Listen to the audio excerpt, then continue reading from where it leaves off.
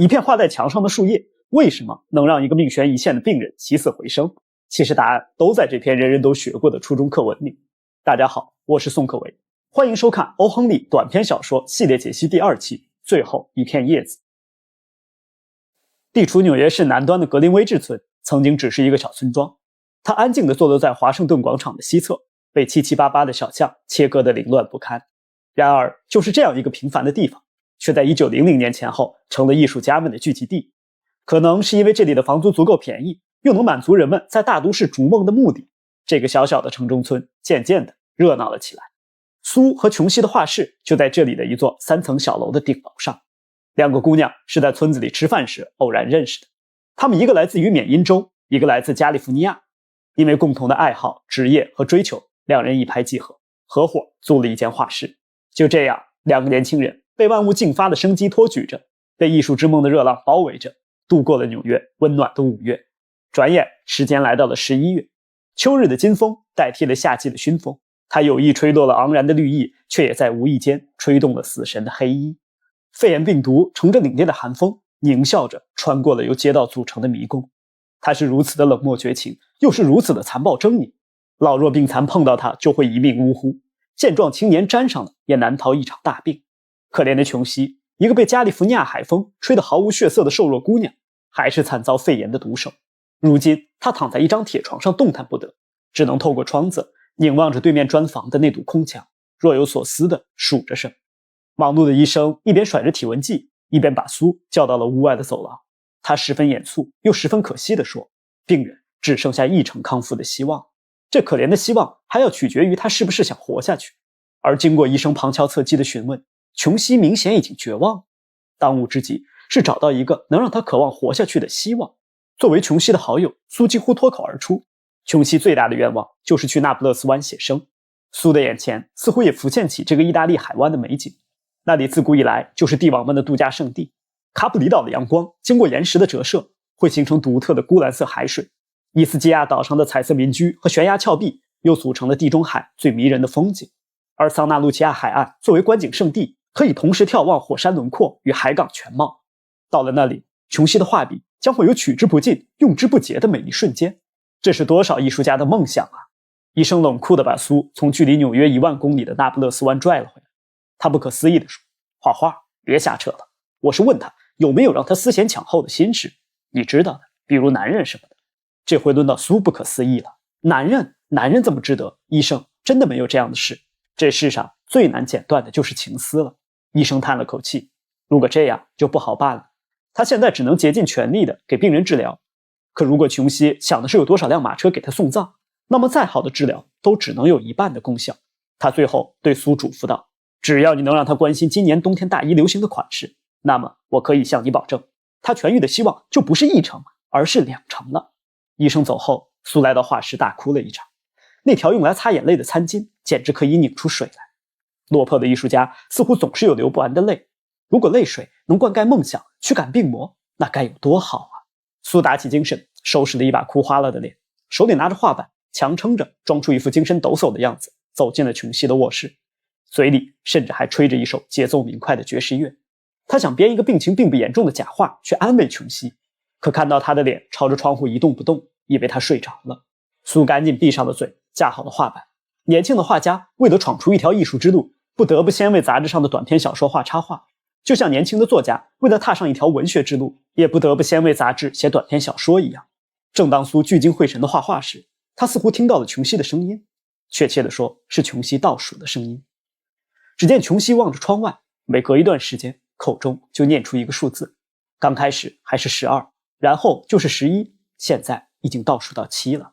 苏困惑地望向窗外，那里除了一个空荡荡阴沉沉的院子，便是一堵7、8米外的砖墙。唯一的一点生机来自于一棵古老的常春藤，它的枝蔓几乎覆盖了半面墙，枯萎的根相互交缠着，这棵古老植物的生命似乎也已经进入了倒计时。冷飕飕的秋风几乎吹落了它所有的叶子，只剩下光秃秃的枝条紧紧地贴在斑驳破败的砖墙上。琼西还在出神地数着，刚刚说完6，现在又变成5了。他痛苦地抱住了头，3天前还差不多有100片，如今只剩下5片了。苏不解地问他到底在数些什么。琼西平静地说，常春藤上的叶子，当最后一片叶子掉下来的时候，我也就该去了。这事儿我3天前就知道了，难道医生没有告诉你吗？说完，这个在他乡孤苦无依的姑娘眼里就噙满了眼泪。苏强压下心中的震惊，要知道那棵常春藤早就是一具干枯的尸体了，那几片摇摇欲坠的绿叶只是它活过的标志。不出今晚，这些叶子就会被冷风吹得无影无踪，生命的痕迹也将从这棵可怜的植物上一扫而空。可琼西偏偏要把自己的生命和几片必然要在今晚被吹落的叶子联系在一起。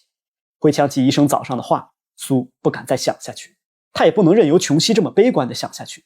他赶紧装作满不在乎地说，这些破叶子和你有什么相干呢？得了吧，医生今天都说了，你的病他有90%把握呢。苏把汤端到琼西的面前，接着说，乖乖的喝几口吧，然后我就去继续画画，拿到钱我们就去买些葡萄酒和猪排，好好的给自己解解馋。2个姑娘有着截然不同的生活态度，却有着同样困顿的生活。美酒与猪排，这是2人艰难岁月中为数不多的满足了。可琼西仍然死死地盯着墙上的叶子，语气既忧伤又肯定地说，不用买了，又落了一片。我想在天黑前看那最后一片叶子落下，然后我也就随它离开这个世界了。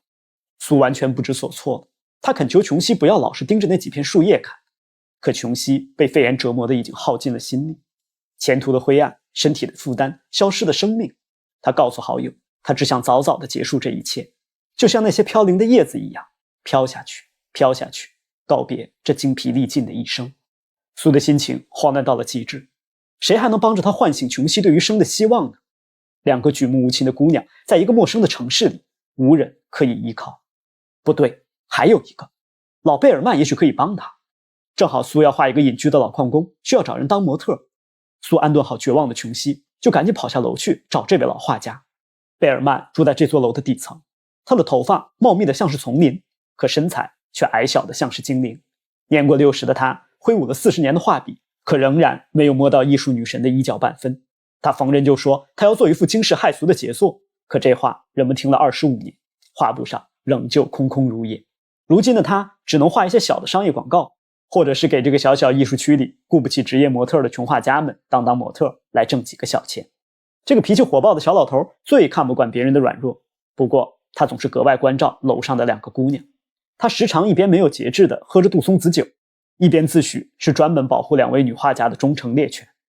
苏在1楼那间昏暗的房间里找到了一身酒气的贝尔曼，同他一样显眼的还有角落里的画架，一幅空白的画布绷在上面，等待着那幅久久未能到来的杰作。苏看到老贝尔曼就像抓到了救命稻草一般，琼西濒临死亡，作为好朋友的他却无计可施，这简直要逼疯了这个想要拯救好友的善良姑娘。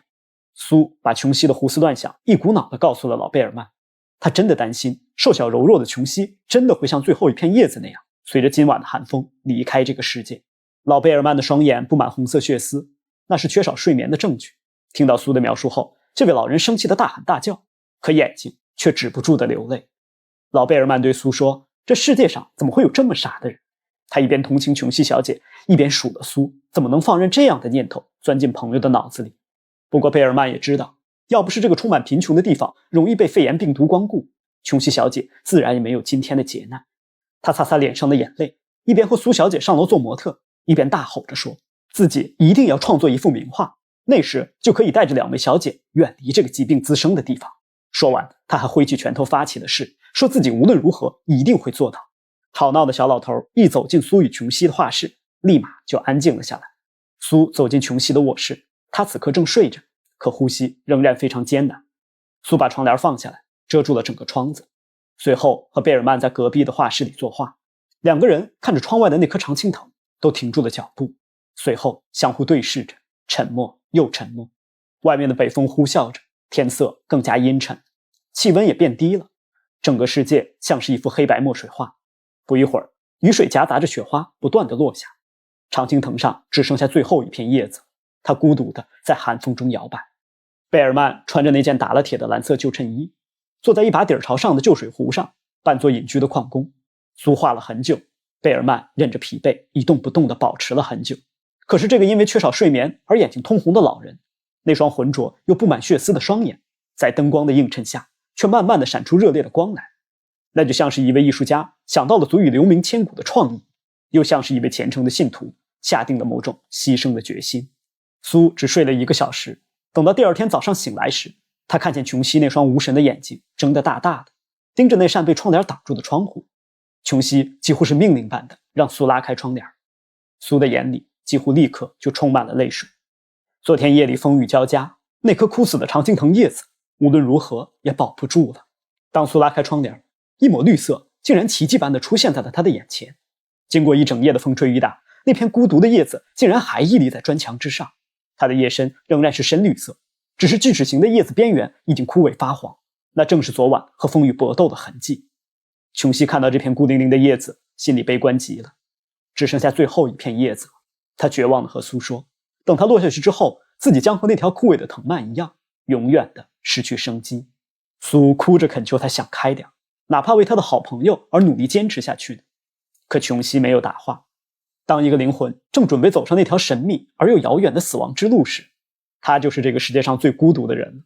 现实的一切对他来说都变得慢慢模糊，天国的幻想却越来越清晰强烈。夜晚降临了，好在那片叶子仍然坚强地挂在枝头，可天空再次乌云密布，呼啸的北风夹杂着冷雨，疯狂地拍打着窗户。屋顶的雨水顺着低垂的房檐倾泻而出。2个姑娘都知道这对那片叶子来说意味着什么。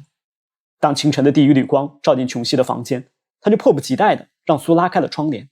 一抹小小绿意几乎幻化成了耀眼的神曲绿光，照在了琼西的心里。那片叶子竟然还在，这不是奇迹又是什么呢？生命竟可以如此顽强。琼西被大大的震撼到了。一片叶子面对如此的狂风暴雨也能殊死一搏，静待天时，何况一个有思想的人呢？琼西满脸震惊地躺在床上，久久地望着那片叶子。苏在一旁精心地熬着鸡汤。过了一会儿，琼西好像突然想通了什么似的，把苏叫过来说，我真是一个坏女孩，苏，是天意把最后一片叶子留在那里，一心想死本就是一种罪过，请给我拿些鸡汤来，还有牛奶，还有一些葡萄酒。过了1个小时，琼西又说他想去那不勒斯湾写生。下午医生来了，他把苏那双纤细的小手握在自己的手里，激动地说，琼西已经有50%的希望，只需要好好护理，一定可以转危为安。说完，医生又转换了一副悲戚的面孔。他在楼下还有另外一位病人，叫做贝尔曼，也得了肺炎，可他年龄太大，身体又弱，显然已经是治不好了。但是今天要把他送到医院去，起码让他相对舒服地离开这个世界。苏的眼里立刻充满了泪，也就是说，可怜的老画家从他们的房间出去后就感染了肺炎。第二天，医生对苏说，琼西已经完全脱离危险，只要营养得当，康复只是时间问题。到了下午，苏跑到琼西的床边，此时琼西正躺着，病情的恢复和心情的愉悦正让他安详地织着一件羊毛披肩。苏静静地和琼西讲起了老贝尔曼的故事。贝尔曼先生因为肺炎已经在今天去世了，他只病了2天。头一天，门房在贝尔曼的房间里发现了这个浑身湿透、躺在地上疼得无法起身的老人，人们把他扶到床上，实在不明白在这个凄风苦雨的夜晚，他究竟跑出去干了些什么。后来他们在屋子里发现了几支用过的画笔，调色板上还留着新鲜的黄色和绿色的颜料。一把高高的梯子也突兀地出现在贝尔曼狭小的房间中。此时苏站起来走向窗户，他指着那片仍然翠绿的、傲然地挂在枝头的最后一片叶子说道，亲爱的，你难道没有发现吗？这片最后的藤叶无论风力多么强悍，却从来没有被吹动过分毫吗？苏调整了一下自己哽咽的声音，继续说道，这片叶子才是贝尔曼先生的惊世之作呀！就在最后一片叶子掉落的那个夜晚，是他